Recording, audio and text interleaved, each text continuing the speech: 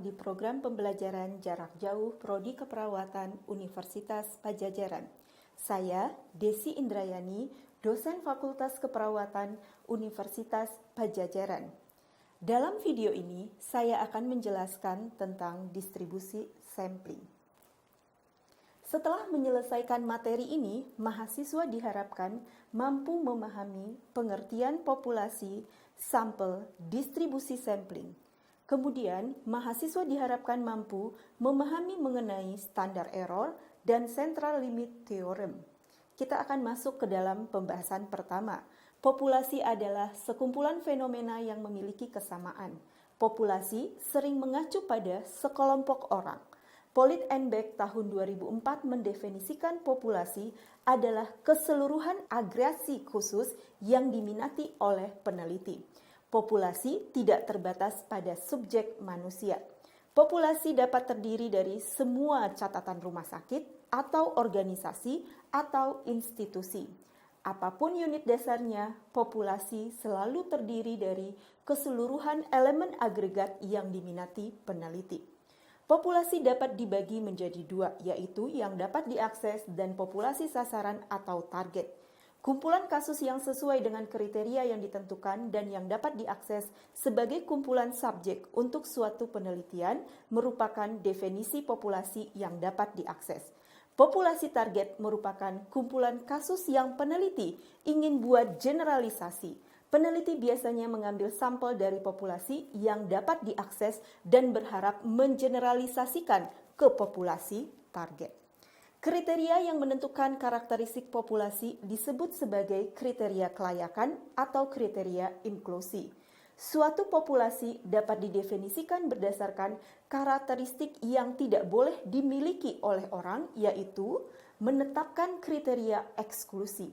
Kriteria inklusi dan eksklusi suatu penelitian seringkali mencerminkan pertimbangan selain kepentingan substantif atau teoritis.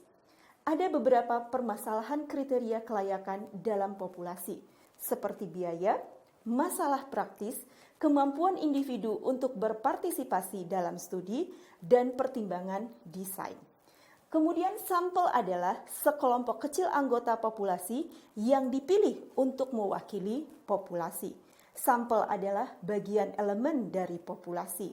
Sebuah elemen adalah unit paling dasar yang mengumpulkan informasi. Dalam penelitian keperawatan, elemen biasanya adalah manusia. Kemudian, sampling adalah proses memilih sebagian dari populasi untuk mewakili seluruh populasi. Sampel dan rencana pengambilan sampel memiliki kualitas yang berbeda. Pertimbangan utama dalam menilai sampel dalam studi kuantitatif adalah keterwakilannya. Sampel yang representatif adalah salah satu karakteristik utamanya di mana mendekati populasi. Kita akan bahas desain pengambilan sampel dibagi dua, yaitu sampling probabilitas dan non-probabilitas. Pengambilan sampel melalui probabilitas melibatkan pemilihan acak dalam memilih elemen. Tidak ada cara untuk memperkirakan kemungkinan bahwa setiap elemen telah dimasukkan dalam sampel non-probabilitas. Dan setiap elemen biasanya tidak memiliki kesempatan untuk dimasukkan. Populasi dapat terdiri dari dua atau lebih subpopulasi atau kita namakan strata. Strata adalah segmen populasi yang saling eksklusif, dibentuk oleh satu atau lebih karakteristik. Kemudian, bias sampel mengacu kepada representasi berlebihan atau kurang sistematis dari beberapa segmen populasi dalam kaitannya dengan karakteristik yang relevan dengan pertanyaan penelitian. Bias pengambilan sampel biasanya terjadi tanpa disadari. Bias sampel sebagian merupakan fungsi dari homogenitas populasi. Jika semua elemen populasi identik dengan atribut kunci, maka setiap sampel akan sama baiknya dengan sampel yang lainnya. Salah satu cara untuk menghindari sampling bias dengan meningkatkan kualitas teknik sampling. Generalisasi studi adalah untuk memilih peserta studi dari 2 atau lebih lokasi. Idealnya, dua lokasi yang berbeda akan cukup divergen sehingga representasi populasi yang lebih luas dapat diperoleh. Kemudian, sampling non-probabilitas dapat berupa convenience atau kenyamanan, kuota, dan purposive sampling. Sampling kenyamanan adalah pengambilan sampel secara mudah memerlukan penggunaan orang yang paling leluasa sebagai partisipan dalam penelitian. Kemudian pengambilan sampel bola salju merupakan bentuk lain dari pengambilan sampel kenyamanan. Anggota sampel awal diminta untuk mengidentifikasi dan merujuk orang lain yang memenuhi kriteria kelayakan.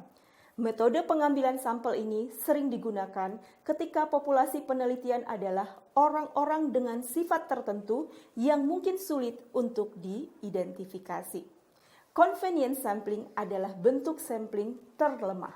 Kemudian, sampel kuota adalah sampel di mana peneliti mengidentifikasi strata-strata populasi dan menentukan berapa banyak partisipan yang dibutuhkan dari setiap strata.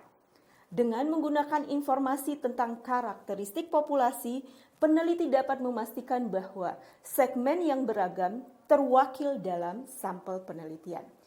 Hal ini lebih disukai dalam proporsi yang terjadi dalam populasi. Tabel pada slide ini menunjukkan bagaimana teknik sampling non-probabilitas dilakukan.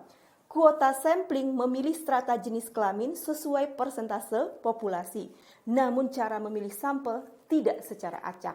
Sedangkan sampling kenyamanan memilih sampel pada siapa saja yang dapat diakses peneliti dengan mudah. Kemudian, sampling bertujuan didasarkan pada keyakinan bahwa pengetahuan peneliti tentang populasi dapat digunakan untuk memilih anggota sampel. Metode ini dapat digunakan untuk keuntungan dalam situasi tertentu. Sampling acak mengacu pada proses pengalokasian subjek ke kondisi perlakuan yang berbeda secara acak. Sampling acak tidak ada sangkut pautnya dengan bagaimana subjek dalam eksperimen dipilih sejak awal. Pengambilan sampel acak melibatkan proses pemilihan di mana setiap elemen dalam populasi memiliki kesempatan yang sama dan independen untuk dipilih. Kemudian, simple random stratified random cluster dan sampling sistematis merupakan contoh dari sampling yang acak. Dalam pengambilan sampel acak sederhana, peneliti menetapkan kerangka pengambilan sampel, nama teknis untuk daftar elemen yang akan dijadikan sampel. Pada pengambilan sampel acak bertingkat, populasi dibagi menjadi 2 strata atau lebih. Sepertinya hal pengambilan sampel kuota. Kemudian, tujuan pengambilan sampel bertingkat adalah untuk meningkatkan keterwakilan. Berikutnya, stratifikasi seringkali didasarkan pada atribut demografis seperti usia, jenis kelamin, dan tingkat pendapatan. Sampling bertingkat proporsional ketika dicari perbandingan antara strata dengan ukuran yang sama. Desain pengambilan sampel yang tidak proporsional ketika dicari perbandingan antara strata dengan ukuran yang sangat tidak sama. Berikutnya adalah sampling cluster. Terdapat unit sampling yang acak berurutan. Unit pertama adalah pengelompokan besar atau kelompok. Karena tahapan berurutan dalam pengambilan sampel cluster, pendekatan ini sering disebut pengambilan sampel dengan multistage. Desain pengambilan sampel sistematis dapat berupa pengambilan sampel probabilitas atau non-probabilitas. Hal ini tergantung pada prosedur yang digunakan peneliti. Pengambilan sampel sistematis melibatkan keduanya. Pengambilan sampel sistematis dapat diterapkan sehingga sampel pada dasarnya acaknya diambil jika kita memiliki daftar atau kerangka sampling. Prosedur berikut dapat diterapkan. Kemudian kita akan membahas kesalahan standar selalu dilampirkan pada parameter dan kesalahan standar dapat terjadi pada perkiraan apapun. Peneliti mengharapkan ketetapan perkiraan meningkat dengan ukuran sampel. Kesalahan standar, perkiraan akan berkurang dengan bertambahnya ukuran sampel. Oke, bahasan yang berikutnya adalah Central Limit Theorem, merupakan dasar dari sampling acak. Central Limit Theorem menunjukkan bahwa semakin bertambahnya jumlah sampel yang diambil secara acak, maka distribusi kemungkinan letak min dan sampel tersebut akan mengikuti distribusi normal atau distribusi populasi. Kemudian berikut ini adalah referensi yang saya gunakan dalam presentasi hari ini. Demikian paparan dan penjelasan tentang distribusi sampling. Sampai bertemu lagi di program pembelajaran jarak jauh Prodi Keperawatan Universitas Padjadjaran dengan pembahasan materi yang lain. Terima kasih.